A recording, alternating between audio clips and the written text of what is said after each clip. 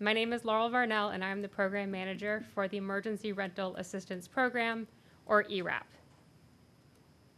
So first, a little bit of background.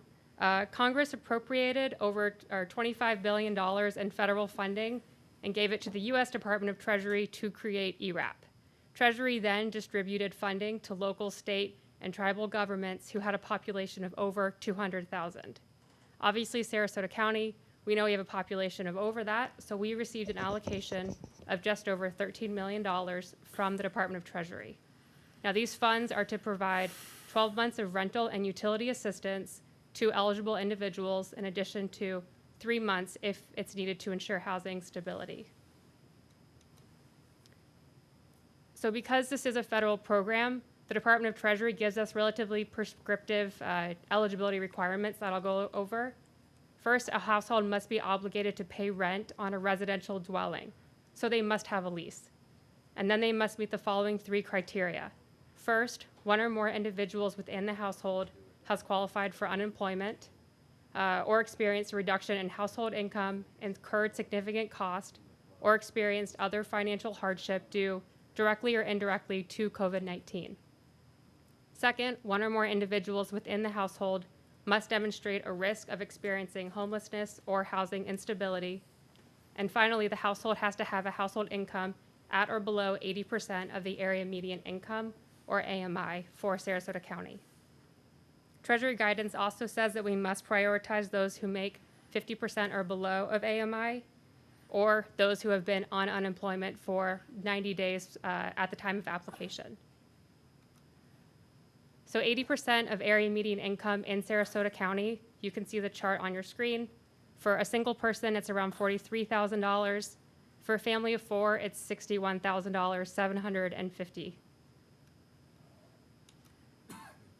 So while we are closely following Treasury guidance wherever possible, there are a few items that we do have a little bit of flexibility about that I'll go over. The first is with U.S. citizens or lawful permanent residents. Treasury guidance is silent on this topic. So when we did the CARES program, we restricted our program to U.S. citizens and lawful permanent residents. We're recommending that this continue with the ERAP program. The second is for hotels being used. Treasury guidance says that we may fund hotels, assuming that we meet other eligibility criteria. We're recommending that we do continue and allow for the use of hotels in this program. And finally, something that we recommend not having in this program is something that we learned from with CARES that was really difficult to receive adequate documentation for, and that's landlords who are living with tenants.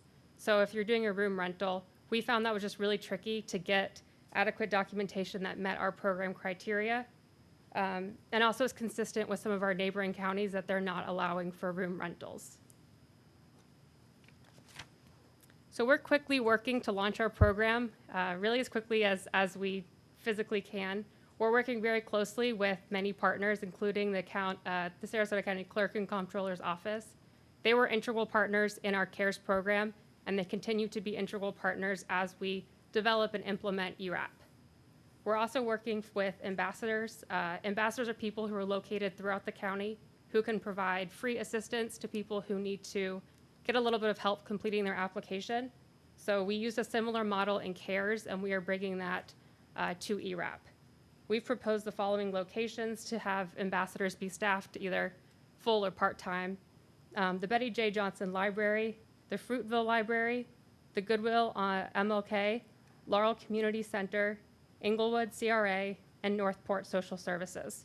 One thing to note is that the Northport locations will be staffed by the City of Northport employees, and that the City of Sarasota locations will be staffed with City of Sarasota employees.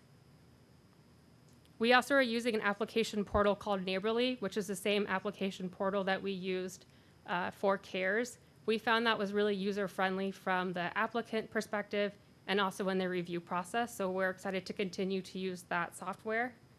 We have a dedicated call center that we're setting up to manage the flow of ERAP calls that we anticipate receiving. We are also working with a consulting firm who will help us review documentation and ensure that applicants meet the eligibility criteria. We're also working with the county sheriff's office to ensure that we have appropriate fraud prevention measures set up and to identify if we do receive fraudulent applications, the process for reporting those to the sheriff. We also have a number of other partners throughout the county, all of the cities and the town of Longboat Key, along with many other nonprofits that we're working closely with to make sure that we can spread the word about this program. So on April 7th, we launched a program notification form, which was an online form that people could go to and put in their contact information to be notified about the program. And as more eligibility criteria became available, you can find that at scgov.net/rent, which is the landing page for all ERAP. This was not only to gauge program interest, but as I mentioned, we'll be contacting applicants as we get closer to the launch date with more information. The number up there is a little bit outdated. The number as of about an hour ago was 581 submissions to this program interest form. So our next steps for the program, staff will continue to work with partners to develop program criteria, project management, and outreach to residents.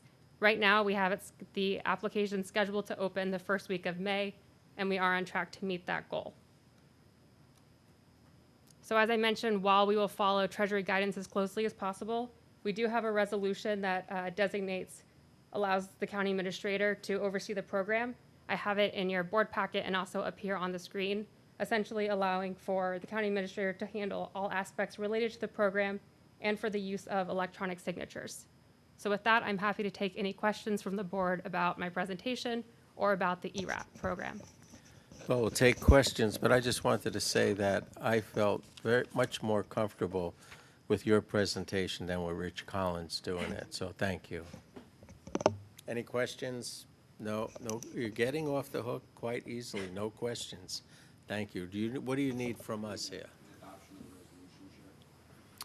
Mr. Chair, move to adopt the resolution as presented. Second okay, so we're adopting a yes on the resolution. Commissioner Kutzinger made the motion. Commissioner Dietert seconded it. Any discussion? Yeah, welcome. What a great job. Thank you. What a great effort, and we couldn't have a more perfect solution, someone who's just been through distributing assets through the CARES Act in the way that you guys did. Excellent. And then moving on to this, it's a great solution. Glad to have you on board. Thank you. Commissioner Dietert? Good job in the legislature when people would do their first bill before a committee. We'd all vote no just to see their stunned face. And then we'd have to move to reconsider and vote yes after they got over sweating. So you did a very good job. This is a great thing we're doing with the Emergency Rental Assistance Program.